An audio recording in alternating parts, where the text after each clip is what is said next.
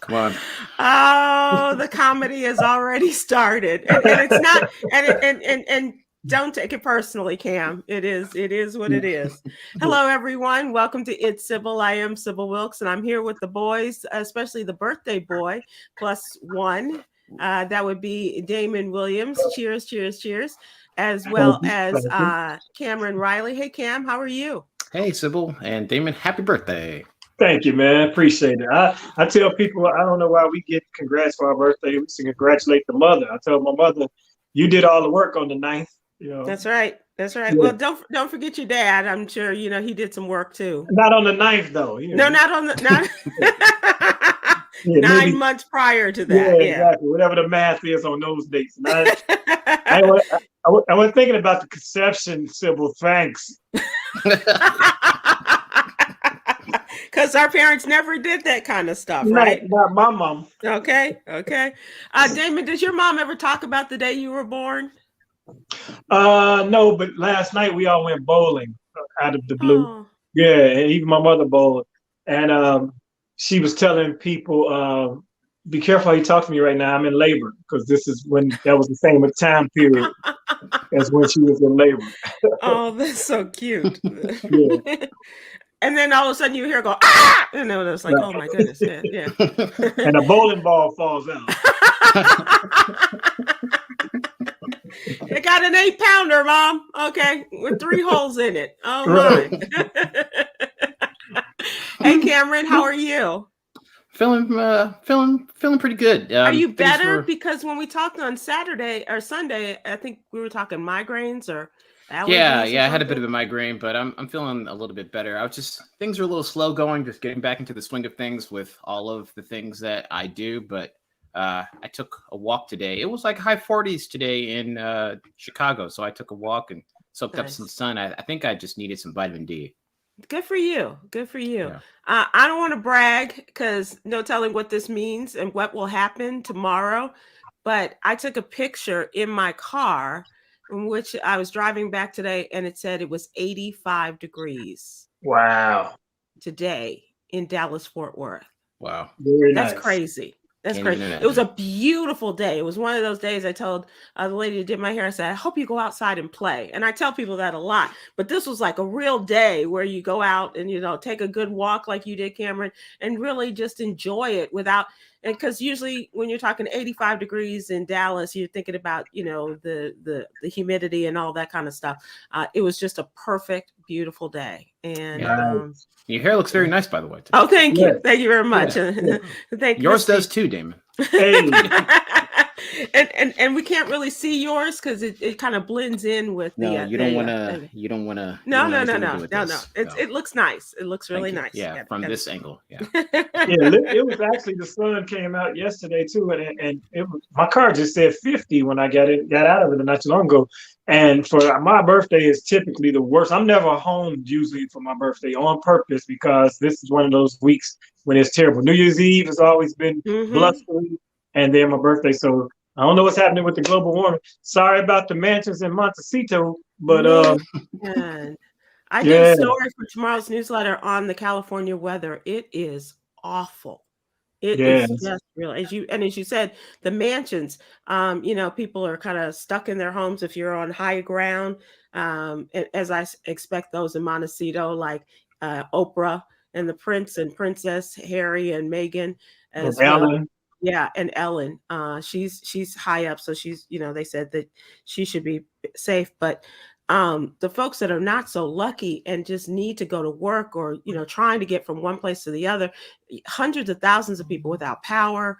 It's just a very, very sad situation. And my cousins talked to them in Orange County, and, they get on the phone with the insurance companies because their roof is caving. And I mean, it's just a mess. Wow. It's just a mess. So our hearts and prayers go out to all the folks in California. It really doesn't matter where you are, up and down the coast, you're catching it. All right, so let us talk about the What You Need to Know newsletter. This is our Monday through Friday effort to super serve the African American community and people of color. And we talk about a number of different things. Khameron and I are usually talking about politics. We have COVID talk. Yes, we're still talking COVID. And I know, but it's not over. And we will Right. continue to talk about it and how people are still affected by it, as well as we have social justice, which our Coy Malone does such a great job. Whether she is able to physically or not, she's still putting in the work.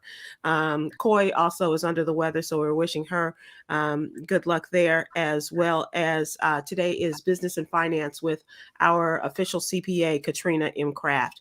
All right, so Khameron, you're up. Let's talk about the president and his trip to the U.S.-Mexican border. He made a stop. He visited the wall. Yes, President Biden visited what was the beginnings of Trump's magnum opus, the impenetrable physical barrier that is the wall along the Texas-Mexico border. This is the first time the president has addressed immigration personally in his entire campaign. And he stopped in Governor Greg Abbott's hometown. And of course, this is the same Governor Abbott who bust a busload of migrants busloads of migrants to Kamala Harris's house on Christmas Eve. And Joe Biden was pretty much enforcing what is called Title 42, which pretty much says if you enter the country illegally, you get deported, point blank, period. And I want to just take this opportunity to demystify a couple things about the state of migration, the state of Mexican migrants making their way into the United States, because there's a lot of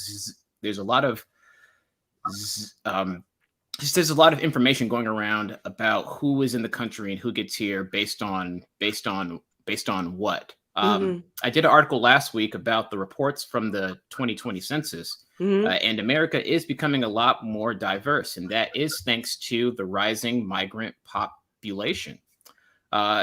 However, 70% of those migrants are here legally. They are here legally. Only 10% of them are here illegally. And of that 10%, the majority of them do come from Mexico, but the majority of those are asylum seekers, right? Which means that they are fleeing violence. And Mexico has been in an 8-year war against the cartels, a war that has taken the lives of over 25,000 people. A war that the Mexican military is just not able to solve. So I just wanted to clear the air about the state of the things between Mexico. And we can't cover this whole migrant issue with a blanket statement, because the situation in Mexico and the situation in Haiti and the situation in, say, Puerto in Venezuela and Cuba, completely different things. All completely different things. So when people are talking about immigrants coming to take our jobs, that's not true. If anything, the workforce is starving for labor. Right. And ask Canada. The prime minister there is like, bring them. Come on, let's do it. Yeah. And then also, the whole thing about, immigrants just come here and get on Social Security and public aid. You need a Social Security card to do that. Yeah. So that's not true either. And Khameron, I don't know how much you have done this and the conversations that you have with people on a daily basis through your work through the university, but just in terms of the people who have waited for years come to this country either from Africa or Asia or wherever, and they have been waiting their turns to come and to live in the United States to gain citizenship, and that as opposed to people who for the way that it looks, people have just kind of run into this country, escaping into the U.S. and taking our jobs. That's not, there are separate categories of people, right? that Right. are trying to come in and want to become citizens of this country and all that America has to offer, because we do offer so much. But there's a process and there's a way, and it's kind of confusing who is in which line.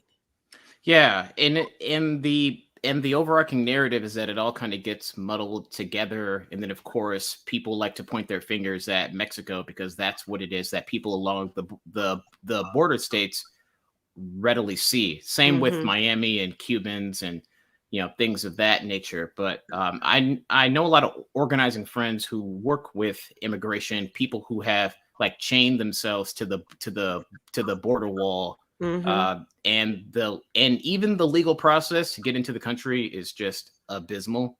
Um, but President Biden's visit to the border does point to that America needs to take some progressive action Hmm. with regards to this, especially because an increasing number of America's population is becoming immigrants. Right. Right. And it's, when you think about it, the fact that he has not been to that area, been to a border area in 15 years, since he was in the 2008 election, which was when he ran against Barack Obama. Think about Right. that. Yeah, I mean, and Um, this has been so late into his term. It is evident that him visiting it points to the fact that he really doesn't have a plan here, mhm. which is frankly disappointing to hear because the Republicans in the border states are going to slam him on this issue in 2024. But they too have to take some ownership in this, don't they, guys? Because really, what was done during the Trump administration, we're going to build a wall. Well, we see how far they got with that, or didn't get with that. We're still here in the midst of it, and he just kind of threw his hands up and said, Stephen Miller, his very interesting member of the Trump administration, said, okay, let's use Plan 42 to keep them out of here, and use the virus that you don't seem to want to do anything about as a way of keeping them out. They have to take ownership of that as well. But and I'm not sure how he will, if he is how Donald Trump will take ownership if he is the Republican nominee. Yeah, I mean, it's immigration has become this thing that like no politician wants Right. to take ownership of. What they want to do is just they want to go to the border and make these grand statements to think that they've done something like Hmm. dropping the shipping containers along the border. Actually, early on in his term, President Biden tried to pass a multi-billion-dollar package That they would to not. that they would not like push through. Yeah. So I'm curious as to what this Republican-controlled House, if you could call it that, is going to do with regards to migrants. Because what I don't like seeing is us not taking ownership of the degradation of Mexico and the degradation of Haiti. That's what Hmm. I don't like us seeing. But no one wants to talk about that either. No, no. What do we want to talk about? I mean, even the governor of Texas didn't want to talk about it. He gave the president a letter Right. to read during, I guess, during his trip to Mexico and his meetings. Maybe he'll have time to look at that. But I don't know. And being in Texas and seeing how people come to this country and they can make a living, and they send money back to their families, and then encourage them to come and find a way. And many of them spend untold numbers of dollars to bring their family members in, to sneak them into the United States. And oftentimes those are situations that are just fraught with peril too. And the stories are horrific. Damon, did you ever have a problem when you were as a business owner getting people to work and have people new to this country trying to get work through your business? No, not really. I was during the Clinton administration when I Okay. was a Subway owner, and I had my brothers and cousins. So Now, I is might have made a it mistake in hiring because a lot of steak and cheese went out the back door to pretty girls. But uh, I had one cousin like lunch on me, girl. They do. I have a subway. We don't have a subway. Okay. Um, Okay. but no, I didn't. I don't think it was as major as it is now as far as the immigration issues. It may have been, but no, I hired locally and within. I did have some like high school guys and stuff like that, high school kids, both male and female. But no, no one applied from a different diverse stance. Yeah. Yeah. Yeah, it was the blackest subway in Chicago. We were downtown. We were playing a little hip hop, and that little assembly line was be moving at lunch. It was beautiful. It's a little quieter in the subways these days, Damon. Absolutely, and it's a different playlist. Yeah, for sure. It's a very different playlist. I was thinking about that when I went to Panda Express the other day and looking at the people who did not seem to be fluent in English, but they could whip up some fast Chinese food, man. I'm telling you, it's like, okay. Maybe in these Chinese food places. Yeah. Right. Yeah. All the places. Yeah, exactly. Exactly. Yep. Which one of these things doesn't belong? All of them. It's crazy. Quickly, another one of the stories we did in the day's newsletter, talking about the special grand jury that was impaneled 8 months ago in Georgia, and this followed the 2020 election in which charges were levied against Donald Trump for interfering in the outcome of a presidential election. This followed the phone call that Donald Trump made to the Secretary of State, Brad Raffensperger, and said, all I need, fellas, is 11,000 votes. That's all we're talking here. 11,780 votes. Well, that call was recorded by the Secretary of State. It was released, and that's when all hell broke loose for not only for Donald Trump, but for a number of people on his staff, including his chief of staff and U.S. Senator Lindsey Graham, as well as Rudy Giuliani and others. They were subpoenaed to testify before this special grand jury. As well as the governor of Georgia, Brian Kemp, and the aforementioned Raffensperger. So so they put together their report, and now the determination will be made on January 24th whether how this report will be released. Will it be a possibility of everybody getting a look at the whole thing? Will there be parts that are redacted or blacked out? There's a lot of questions, but the main question is, what is the Fulton County District Attorney going to do with this, Khameron? Mm-hmm. What is Fani Willis going to do with this report, and how far will she be able to go? How much information will she get that will enable her to perhaps bring charges, not only charges, but to have them found guilty in a case led by the Fulton County DA?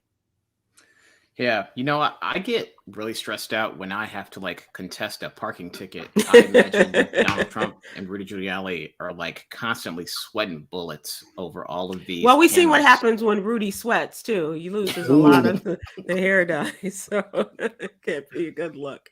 But yeah, you also saw what happens when somebody asked him to step in the back room and you're a reporter. He was like.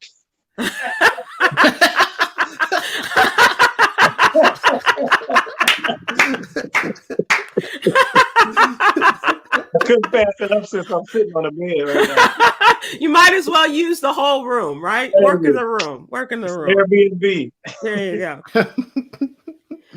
We should tell people that Damon is coming to us today from the set of production that he's working, and so that's how he's able to do this. And so and use the room, if you will. Right.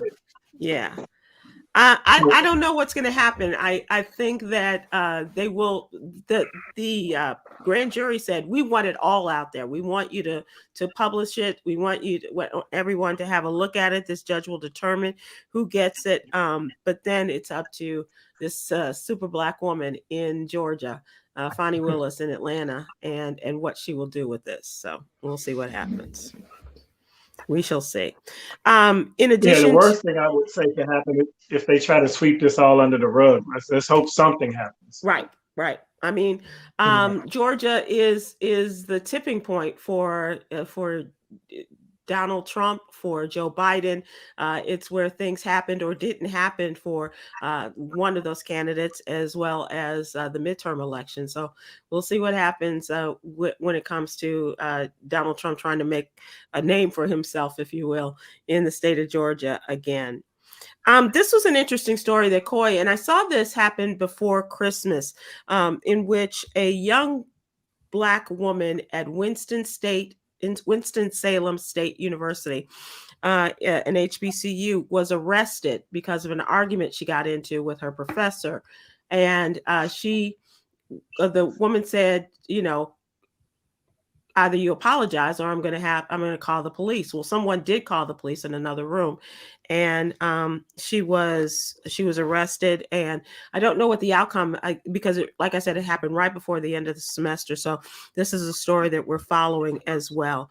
So those are the kinds of things that we do on the What You Need to Know newsletter. And we hope that you will subscribe. It's absolutely free in 23.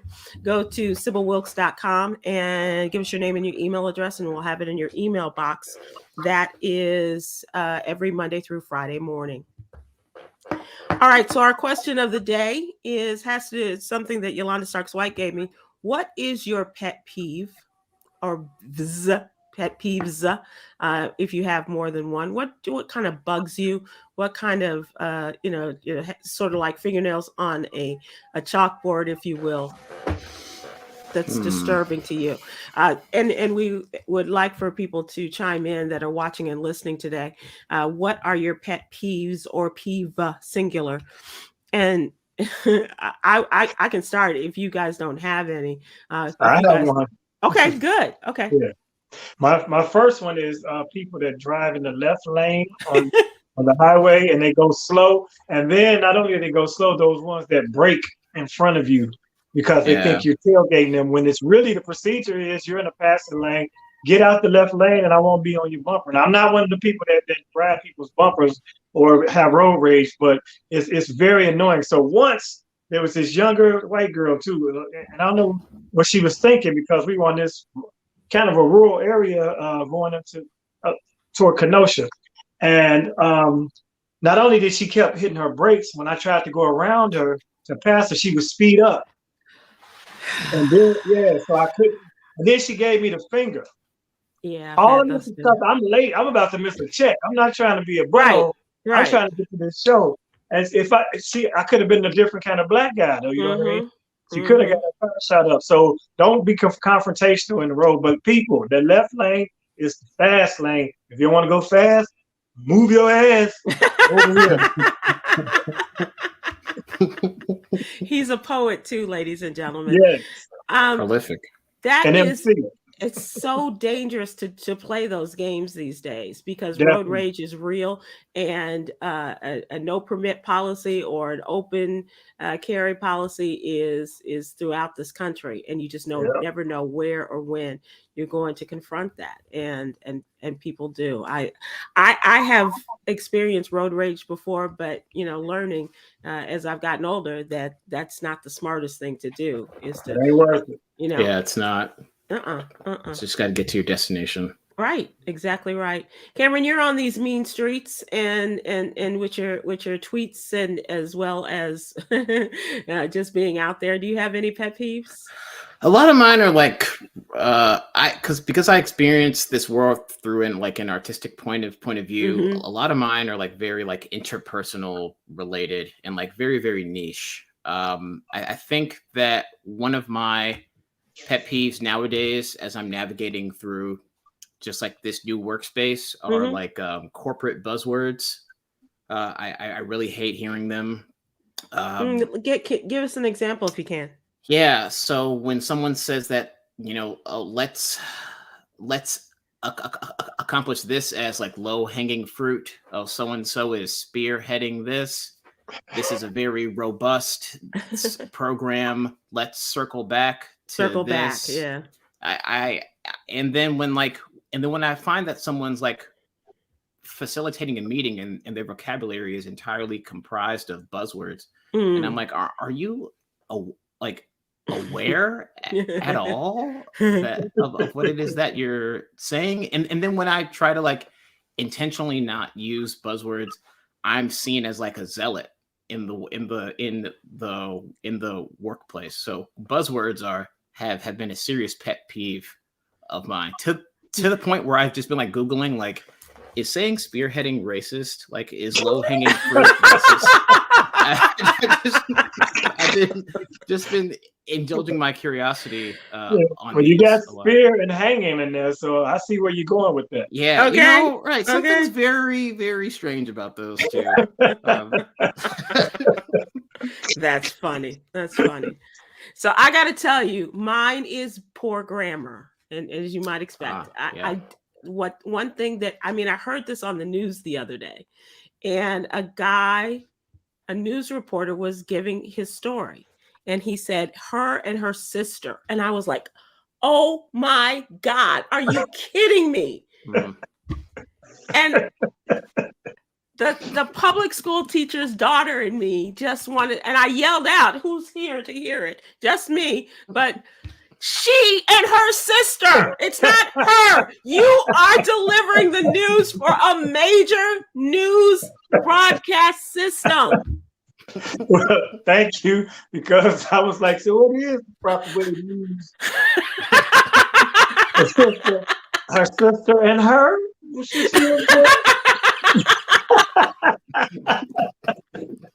Oh my God. Oh, yes, she and her sister. Okay. She and her sister. Was it she? Was it her? Was it? It was she and her sister. Oh, noun and verb agreement. That means the world to me.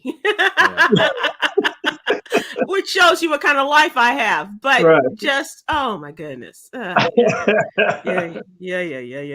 Well, that's good. Oh my gosh. All right. So Yolanda, do we have people who have pet peeves? We can't have any people with pet peeves out there, can we? Here they come. Jackie Welsh, people who litter.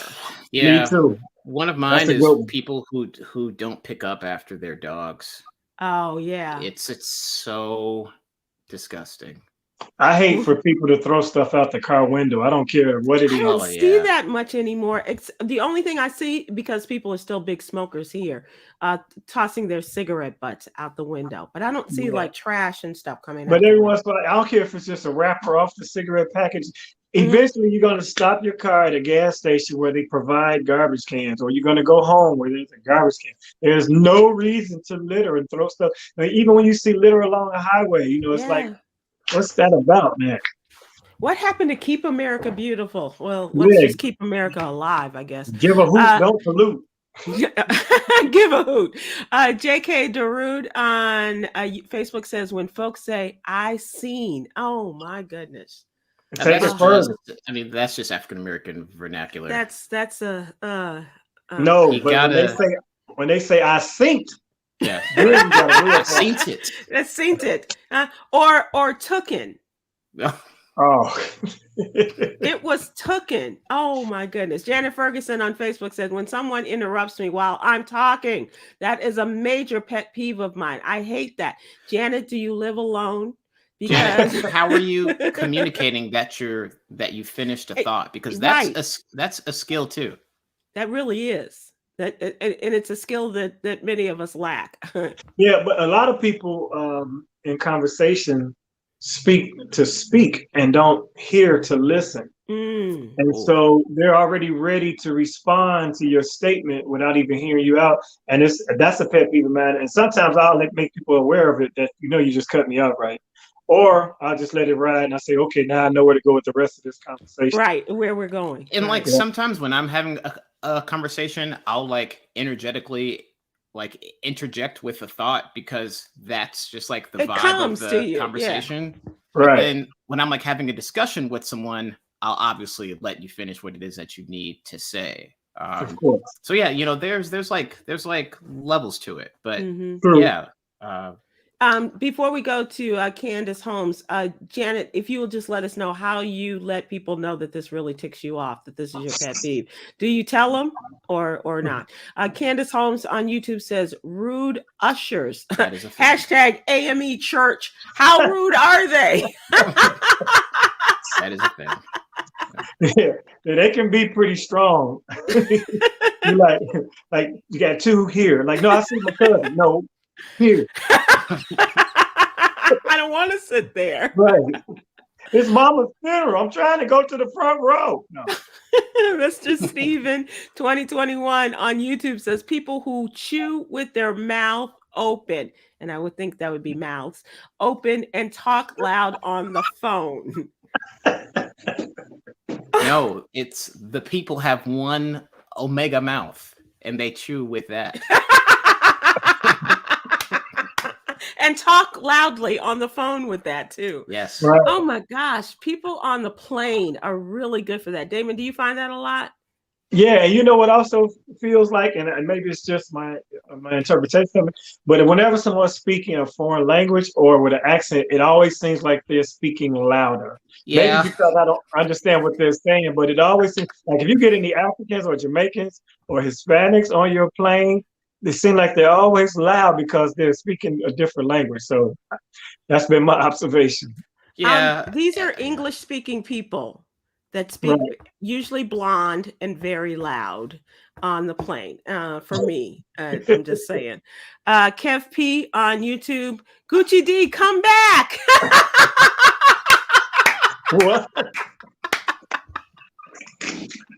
Maybe that was that rhyme I did earlier. Okay, I think so. Sonia Maples on YouTube says, rude cashiers at the grocery store. I've run into so few cashiers anymore. All of the checkouts are automated these days. I never used self-checkout. Not once have I ever used self-checkout. Really? I look for them and usually the cashiers are gone. And there's one person that's monitoring the checkout. Yeah, I think they're taking jobs with that. And I don't work at Costco. You come over here and ring it up. Now, on the flip side, though, my wife has the apps for every store like that. So we go to one of the big box stores, and she scans all the items herself in the cart. And then when you go out, you just show your receipt because they just recheck your scan. And they're not very accurate, just in case you don't want to pay for that ground turkey. But look, we're going to keep it moving. And you just like, I don't know how that happened. Oh, I had this when traveling over the holiday too. Regina Glover on Facebook says, my pet peeve is when people cough and don't cover their mouth while standing near or in an elevator. I was really glad that I had mask on wherever I went and still to this day, because people have forgotten all the, what about the bend of your elbow or covering, people just forgotten all about that. And I mean, a lot of coughing this holiday season. And it's a lot of things out there. There are quite a few things that you can protect yourself from. It's not just COVID, Yeah, so. Absolutely. Teresa Bishop on YouTube says, people who chew loudly eating salad should never sound like you're eating Popeye's chicken. Salads are pretty hearty nowadays. Salads can be a loud piece of your eating menu. Yeah, you get you some cucumbers in there. You're gonna make a little noise. Vanessa Amos on Facebook says, people who brag about their excellence in cooking and can't worth a damn. Wow. Yeah. Wow. Well, you'll never hear that from me. No.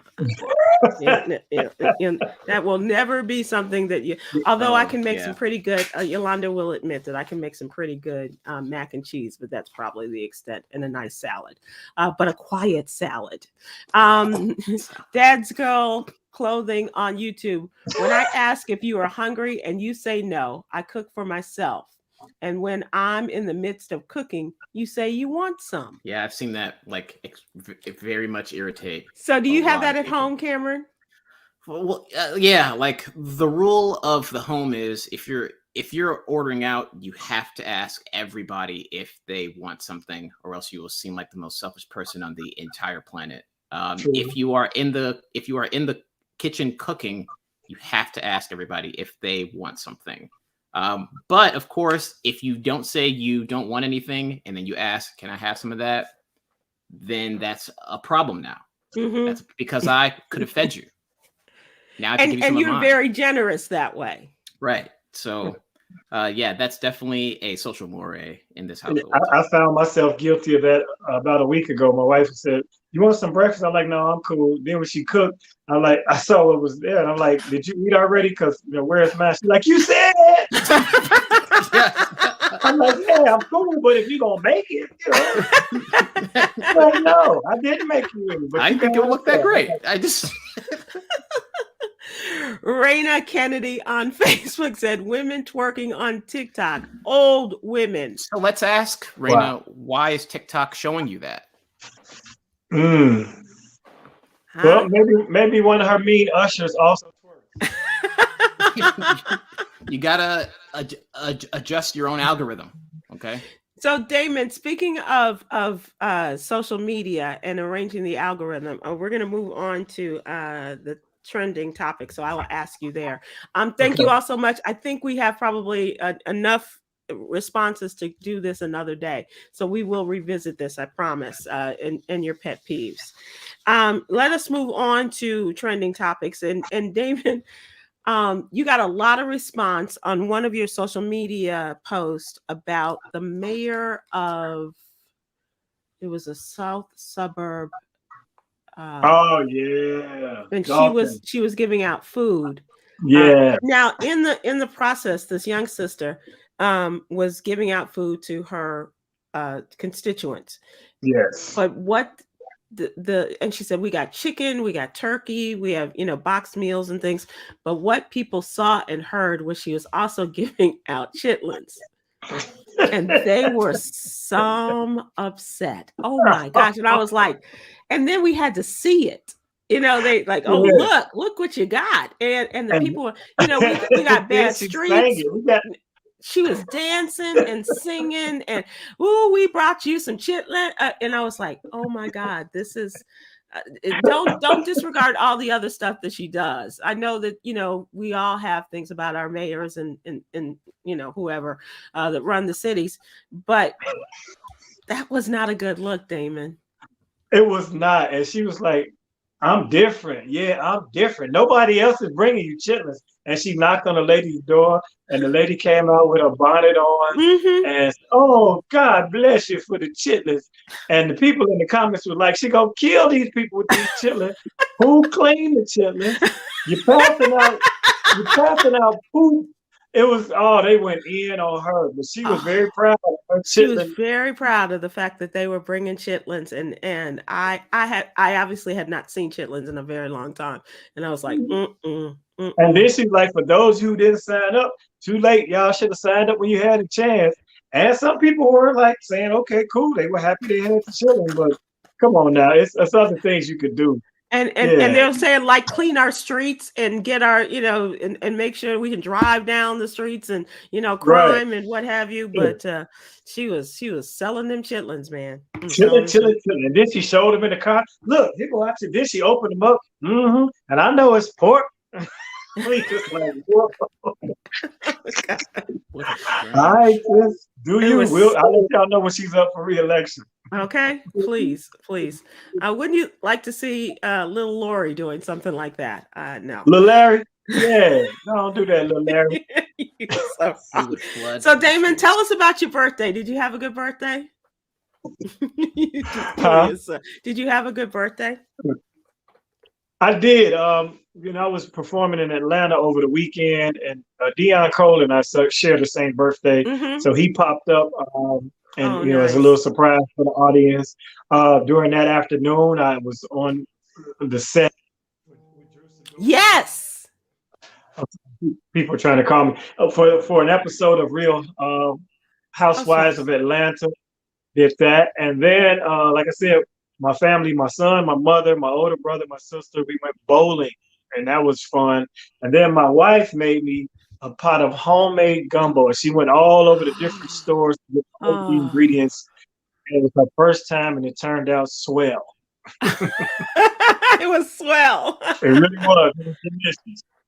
Only thing about the gumbo I didn't appreciate is the effort it took her to go around and get all that. She was too tired to let me get a little soup after. Yeah. That's very nice. That's very nice. Can I get the I haven't been bowling in a very long time. That just reminds me. That's something I want to get the kids together to do. That'd be a lot of fun. Khameron, what about you? Do you have a good weekend? Uh, this weekend was okay. Just getting back into the swing of things. I just spent some time just like tinkering with this new game system that I bought. Oh, okay. Okay. An old school game system or Technically, it's called a Steam. Atari? It's called the Steam Deck. It's pretty much just like a portable computer, and with it, I can essentially play the entire history of gaming. Oh, wow. As well as some contemporary games. So Okay. yeah, I just spent the weekend kind of messing around with this thing. Okay. I'm trying to come up with the name for it, but I'm not sure what her name is yet. Oh, what her name is. Okay. All right, player. The Omnipresent 3000. So the birthday tribute to you that your partner in crime, Jada Davis, put together with some of your friends was really, really nice. And I hope that you realize how much people love and admire you and really appreciate all the good work you do. It made my day. Trust me. That was that's how I started my day, because she texted me, check your Instagram, and I saw your shining face and your lovely voice. And I was like, wow. Then Sybil, well, not just Sybil, Yolanda was there, and Anthony Brown, Myra J, King J Barrett, Huggy and Chris, and a couple of our TJMS people like Danny and Chris. So it was beautiful. And G-Thank, comedian G-Thank had a funny, he was funny on there. So it was great. And it's on my Instagram right now, Damon Williams Comedy, if anybody wants to check it out. And Kev on Stage was another. And Kev on Stage, yeah. And Dollar Bill. I mean, all these people just love you so much, and so hoping that you really have a great year, because you deserve all of that and more. Thank you so much. Let's talk about what is going on today. This happened. Where is my story? A familiar name from the Trump administration is now the governor of the state of Arkansas. That would be Sarah Huckabee Sanders, was sworn in as governor of Arkansas. And she says that she is, after her campaign of heavily focusing on national politics in her time as Donald Trump's spokesperson, she says she wants to keep her attention on Arkansas as she takes charge as the state's 47th governor. She was sworn in today, becoming the first female governor of Arkansas, and best known as a Trump official to assume elected office and probably the highest office for most people to recognize her. But she also is following in the family business because her dad is Mike Huckabee, who was also a governor of Arkansas, a position that he held that position for more than a decade. She told her focus is strictly on Arkansas, getting sworn in here and hitting the ground running for my first legislative session. I know that she has the pedigree, obviously watching her father in national politics. I'm going to be very curious how she runs this state. I'm not a Sarah Huckabee fan, obviously, but I'm hopeful, especially for the people of Arkansas that deserve so much. And deserve a state that is focusing on the importance of jobs and education, and not so focused on, you're being in my business, in my bedroom, or my doctor's office. And so it'll be interesting to see what happens with that. I truly hope. I'm sorry. I hope she does maintain her presence in Arkansas and doesn't become a national figure, because nobody wants to see her face on TV anymore. She's not a beautiful woman. Saturday Night Live and others have pointed that out, Damon, and she went and got some work done. And so I'm not sure what that looks like these days, but I understand that she's lost some weight. And she is going to try to put a better face on Arkansas. She still looks like a Huckabee. Whatever that means. What? Yeah, that's a Huckabee face for you. That's a Huckabee face, boy. I'll be your Huckabee. Also, an announcement for, and this is going to be interesting in the state of California, because California has one of the oldest representatives in the United States Senate, and that would be 89-year-old Dianne Feinstein. And people have been pushing her, both in the media and, from what I understand, amongst her staff and friends in the Senate, to retire. They're saying, you done a good job and it's time for you to reap the benefits of retirement. And I'm not sure if she's getting the message, but she's being pushed along because a woman, she's a progressive California congresswoman, Katie Porter, announced her bid today, launching her campaign for Dianne Feinstein's seat in what could be a very difficult Democratic primary. Dianne Feinstein has been in the United States Senate for 30 years. Wow. So almost 90. So she was almost 60 when she ran this campaign. She's not made public her plans, but her office did not respond regarding the Porter announcement. Katie Porter is really a firebrand, and I love her. She's got a really droll sense of humor. And she also, I posted a picture of her reading a book during the last Friday night, all night session in which Kevin McCarthy finally got his way and sold his soul in order to become the next Speaker of the House. So we'll see what happens with that. I wish her a lot of luck. And I think that Dianne Feinstein has earned her rest, and so we'll see what happens. But yeah, time is undefeated. She's gonna have to sit down eventually, right? And also, they're ready for me to go and shoot my scene. So I gotta bail out on you guys right quick. Okay. The film project, it's a short film. It's called The 5-Year Plan, and we're getting it ready to submit for all the festivals, including the ABFF this summer. So I'll let you all know more about it once it's all wrapped up. Thank you all for all the love and wishes and birthdays and stuff like that. And I'm glad I was able to be here as long as I could. And I gotta go. Break a leg, Gucci D. See you later. Don't bite the dust. Love y'all. Later. Take care, sweetie. Khameron, did you watch or did you, like me, listen to the Bears' catastrophe of a season ender on Sunday? No. Chicago Bears. No. What happened? Well, they lost. They lost number 10. They lost 10 in a row. And I don't see the justice in what, and I'm a big Lovie Smith fan. I don't think that he was treated well by the Bears his first time around. And he may not be the best coach, but I think he does a lot of good things. And he managed to coach his team, the Houston Texans, to a win on Sunday. And before he could get out of the locker room, they fired him after 1 year. One and done for Lovie in Houston. And why they don't bring him back to Chicago and one and done the entire coaching staff of the Chicago Bears, I'll never know. Wow. Because they are awful. And I think Lovie, he was the last coach to take the Bears to a Super Bowl. Right. So, yeah.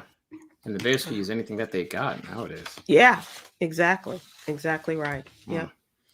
I do want to mention that Lynette Hardaway passed away. Who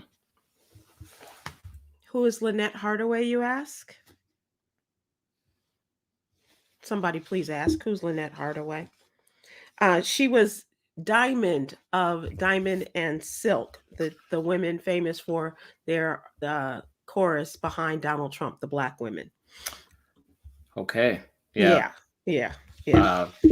People seem to know her very well. Yeah. In the comments. Yeah, exactly. One half of Diamond and Silk, they were the women, and there was one that just kind of amen to the other. She was and I think people are being kind by calling her the conservative commentator, known as Diamond. She was 51 years old, far too young. Her death was announced via their social media pages. And Donald Trump also mourned her in his Truth Social post, calling her death really, really bad news for Republicans and, frankly, all of America. There's no better team anywhere or at any time. Diamond's death, totally unexpected. Probably her big and precious heart just plain gave out. Rest in peace, our magnificent Diamond. You will be greatly missed. I can name a couple of better duos: peanut butter and jelly, butter and toast, apples and oranges, milk and cereal.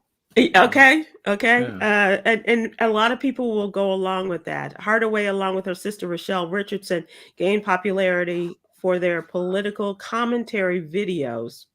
Both longtime Democrats, they switched alliance and allegiance to support Donald Trump's presidency, catching the attention of Trump and other Republicans. He campaigned with the duo, invited them to his 2017 inauguration, and even hosted the sisters in the Oval Office. They were later hired by Fox News and on their streaming site, Fox Nation. Subsequently, they were cut from the network in 2020 after promoting COVID-19 conspiracy theories on the air. Yeah, I hope they monetize their YouTube channel. I do too, because they're going to get probably a couple thousand more views, and so one more look at it. So we'll see what happens with them. And I'm very sorry for your loss to her sister. No one wants to make that report, but what a legacy they've left. Certainly. Yeah, absolutely. Let's move to entertainment before we wrap this up, young Khameron.